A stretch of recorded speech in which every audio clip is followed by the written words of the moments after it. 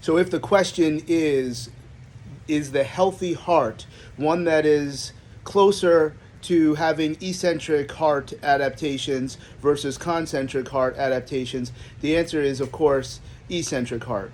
The goal as it relates to performance and function is that if the myocardium of the left ventricle has more of an eccentric strength, literally, so that when more blood fills into the ventricle, it is able to spring downwards but still be under tension and then shoot it back out. The assumption is that we will typically have a plethora of blood with every given heartbeat.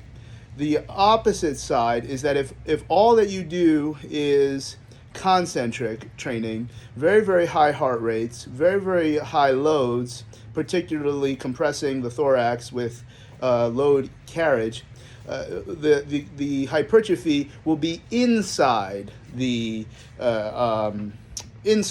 the left ventricle wall, which would then effectively lead you to decrease amount of space. So then, even if you're using lower heart rates, you have a lower stroke volume, which may potentially lead to some type of health issue. Now, keep in mind, there's nothing wrong with training with high heart rates, and there's nothing wrong with training with high loads. We are talking about unique circumstances where that's the only thing that you do for a significant period of time that creates that type of adaptation. You must have eccentric heart training and concentric heart training for almost all individuals that do not have any pathology.